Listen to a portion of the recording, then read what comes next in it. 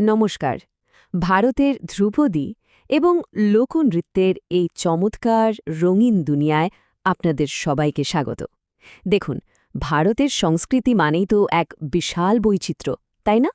আর আজ আমরা ঠিক সেই বৈচিত্র্যেরই একেবারে গভীরে ডুব দেব। ভরতনাট্যম, কত্থক বা ওডিশির মতো দারুণ সব ধ্রুপদী নাচ থেকে শুরু করে বিহু, ভাংড়া আর ছোয়ের মতো মন মাতানো লোকনৃত্য সবকিছু নিয়েই আজ আমরা আলোচনা করব। তো চলুন আর দেরি না করে সোজা মূল বিষয়ে ঢুকে পড়া যাক। আচ্ছা, আজকের এই যাত্রাপথে আমরা কি কি দেখছি? প্রথমেই জানব ভারতের প্রাচীন নৃত্যের ঐতিহ্য সম্পর্কে। এরপর আমরা ঘুরে আসব দক্ষিণ, উত্তর আর পূর্ব ভারতের ধ্রুপদী নাচের আসর থেকে। আর সবশেষে মেতে উঠব ভারতের জনপ্রিয় লোকনৃত্য এবং বৈচিত্র্যময় সব গ্রামীণ নাচের ছন্দে। তো শুরু করা যাক আমাদের প্রথম পর্ব, ভারতের নৃত্যের ঐতিহ্য। এখানে আমাদের গাইড কিন্তু ভরতমুনি রচিত সেই বিখ্যাত প্রাচীন গ্রন্থ নাট্যশাস্ত্র, যা আসলে সমস্ত ধ্রুপদী নাচের ব্যাকরণ। ভাবলে অবাক লাগে, তাই না? সারা ভারতে তো আক্ষরিক অর্থেই শত শত রকমের নাচ ছড়িয়ে আছে, কিন্তু জানেন কি, ভারতের সঙ্গীত নাটক একাডেমি এর মধ্যে থেকে ঠিক ৮টি, হ্যাঁ মাত্র ৮টি নাচকেই আনুষ্ঠানিকভাবে ধ্রুপদী বা ক্লাসিক্যাল নৃত্যের মর্যাদা দিয়েছে। আর এই ধ্রুপদীর নাচগুলোর আসল ম্যাজিকটা কোথায় জানেন? সেটা লুকিয়ে আছে নবরস বা নটি মৌলিক আবেগের মধ্যে। নাচটা উত্তর ভারতের হোক বা দক্ষিণ ভারতের, এই নটি অনুভূতির নিখুঁত প্রকাশটাই হল যে কোনো ধ্রুপদী নাচের একদম আসল প্রাণ। মানে শুধু হাত পায়ের নড়াচড়া নয়, দর্শকের মনে ঠিক ওই আবেগটা জাগিয়ে তোলাই হল আসল খেলা। এবার চলুন একটু দক্ষিণ ভারতের দিকে যাওয়া যাক। আমাদের দ্বিতীয় পর্ব, দক্ষিণের ধ্রুপদী নৃত্য, যেখানে মিশে আছে মন্দিরের ছন্দ আর গভীর ভক্তি। দক্ষিণের কথা উঠলেই প্রথমেই আসে তামিলনাড়ুর ভরতনাট্যম আর কেরালার মোহিনী অট্টমের কথা। এই দুটোর মধ্যে কিন্তু দারুণ একটা কন্ট্রাস্ট আছে। ভরতনাট্যম হলো একেবারে আগুনের মতো তেজস্বী, ডাইনামিক। একসময় একে সাদিরাট্টম বলা হতো, পরে রুক্মিণী দেবী অরুণ্ডেল একে নতুন রূপ দেন। অন্যদিকে কেরালার মোহিনী অট্টম আবার ঠিক তার উল্টো। ভগবান বিষ্ণুর মোহিনী রূপ থেকে নামটা এসেছে। এতে শিল্পীরা সুন্দর কাসাবু শাড়ি পরে একদম লাবণ্যময় ভঙ্গিতে একা নাচেন। আচ্ছা, আপনাদের জন্য এখন একটা ছোট্ট প্রশ্ন। বলুন তো, ভারতের এমন কোন ধ্রুপদী নাচ আছে যেখানে শিল্পী মুখে একটা কথাও বলেন না, অথচ পুরো একটা মহাকাব্যিক গল্প বলে ফেলেন? একটু ভাবুন তো। ঠিক ধরেছেন, উত্তরটা হল কথাকলি। কেরালার এই নাচে মুখের অভিব্যক্তি আর হাতের মুদ্রাই হল শিল্পীর ভাষা। আর এদের মেকআপের কথা তো না বললেই নয়, একদম ভারী রঙিন মেকআপ। যেমন ধরুন, মহৎ বা বীর চরিত্রগুলোকে বোঝাতে মুখে একদম গাঢ় পাচা, মানে সবুজ রঙের মেকআপ ব্যবহার করা হয়। জাস্ট ভাবুন কতটা পাওয়ারফুল একটা এক্সপ্রেশন। দক্ষিণ ভারতের আরেকটা মাস্টারপিস হল অন্ধ্রপ্রদেশের কুচিপুড়ি। এর মধ্যে সবচেয়ে চমকপ্রদ অংশ হল তোরঙ্গম।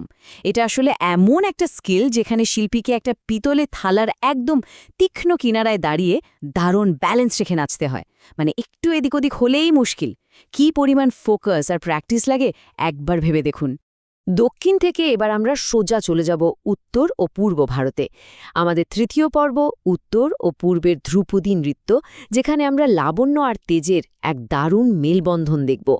এখানে আমরা মূলত দুটো বড় নাচের স্টাইল দেখতে পাই, উত্তরপ্রদেশের কত্থক আর পূর্ব ভারতের ওড়িশি। কত্থকের ইতিহাসটা বেশ রাজকীয়, মোগল দরবারে এর খুব কদর ছিল। এই নাচের সিগনেচার স্টেপ হল দ্রুত চক্কর বা পাক খাওয়া, যা পণ্ডিত বিরজু মহারাজ খুব জনপ্রিয় করেছিলেন। আর ওড়িশি, এর উৎপত্তি ওড়িশার মন্দিরগুলোতে। এর সবচেয়ে ইউনিক দিক হল ত্রিভঙ্গ পোজ, যেখানে শরীরকে ৩টে বাঁক দেওয়া হয়। মূলত ভগবান জগন্নাথের গল্পই এই নাচের মাধ্যমে বলা হয়। চলুন আবার একটা মজার প্রশ্ন করি। ধ্রুপদী নাচ মানেই তো শিল্পীর পায়ে রিনঝিন করে বেজে ওঠা ঘুংঘুর, তাই তো? কিন্তু বলতে পারবেন কোন ক্লাসিক্যাল নাচে শিল্পীরা একদমই ঘুংঘুর বা নুপুর পরেন না? উত্তরটা হলো পূর্ব ভারতের মণিপুরী নাচ। হ্যাঁ, এখানে কোনো ঘুংঘুর থাকে না। মেয়েরা ড্রামের মতো দেখতে একটা বিশেষ স্কার্ট পরেন, যাকে বলে কুমেল। এই নাচ মূলত লাস্য বা লাবণ্যময় এবং তাণ্ডব বা তেজস্বী, এই দুটো ভাগে বিভক্ত। এর পাশাপাশি আসামের সত্রিয় নাচের কথাও বলতেই হয়। পঞ্চদশ শতকে মহাপুরুষ শঙ্করদেব আসামের মঠগুলোতে বোরগীত গানের মাধ্যমে ভক্তি প্রচারের জন্য এই চমৎকার ধারাটি শুরু করেছিলেন।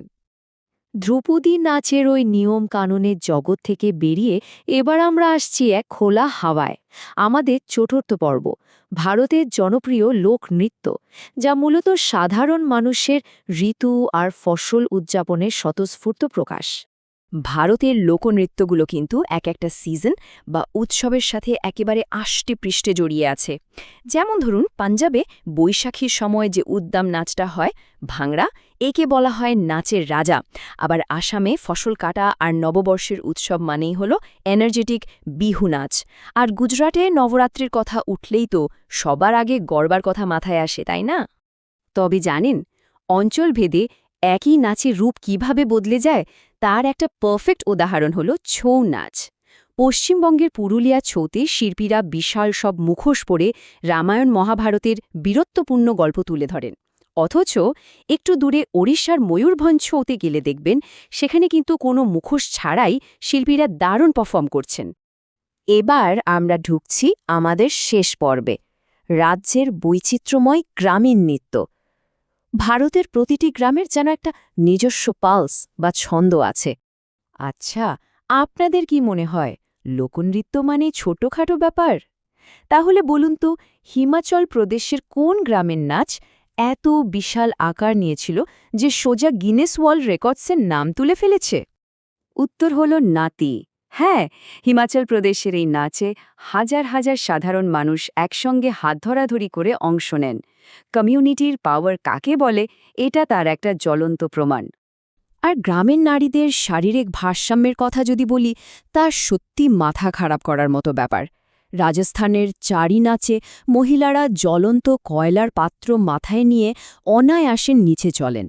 তামিলনাড়ুর কারাগাত্তাম বা ত্রিপুরার হোজাগিরিতে কলস আর প্রদীপের উপর দাঁড়িয়ে যে ব্যালেন্স দেখানো হয় তা নিজের চোখে না দেখলে বিশ্বাস করা কঠিন। আবার মিজোরামের চেরাও বা ব্যাম্বু ডান্সের কথা ধরুন, মাটিতে রাখা বাঁশের ফাঁকে ফাঁকে যেভাবে নিখুঁত টাইমিংয়ে পা ফেলতে হয় তা জাস্ট মাইন্ড ব্লোয়িং। প্রতিটা রাজ্যেরই এমন নিজস্ব কিছু গল্প আছে। রাজস্থানের কালবেলিয়া নাচটা দেখলে মনে হবে যেন সাপ এঁকে বেঁকে চলেছে। আবার রাজস্থানী নারীদের গোল হয়ে ঘাগরা উড়িয়ে ঘোড়াকে বলে ঘুমর। মহারাষ্ট্রের দিকে গেলে দেখবেন ঢোলকির দ্রুত তালে মাতাল করা লাবণী নাচ। তবে বিহারের বিদেশিয়া নাচটা একটু অন্যরকম। উৎসব নয়, বরং বাড়ি ছেড়ে দূরে কাজে যাওয়া পরিযায়ী শ্রমিকদের দুঃখ আর বেদনার গল্পই ফুটে ওঠে এই নাচে। উৎসব আর ভক্তির তো কোনো শেষ নেই ভারতে। কর্ণাটকের মেষপালকদের ওই বিশাল ঢোল নিয়ে ডল্লুকুনিথা থেকে শুরু করে কেরালায় মেয়েদের ওনাম উৎসবের থিরুভাথিরাকালি, কিংবা কাশ্মীরে ঈদের সময় শাড়ি বেঁধে রাউফ নাচ, সব জায়গাতেই একটা অদ্ভুত আনন্দ। মালদহের বম্ভীরা মুখোশ নাচ হোক বা কেরালার পুলিকালি বা বাঘ নাচ, এমনকি আদিবাসীদের প্রকৃতি পূজার কর্মা নাচ, আমাদের রোজকার জীবনের সাথে প্রকৃতি আর উৎসব কিভাবে মিশে আছে এগুলো তারই প্রমাণ। আর একদম শেষে এমন কিছু নাচের কথা বলবো যা শুধু নাচ নয়, বরং এক গভীর আধ্যাত্মিক আচার। কর্ণাটকের যক্ষে গান আমাদের পৌরাণিক মহাকাব্যগুলোর গভীরে নিয়ে যায়।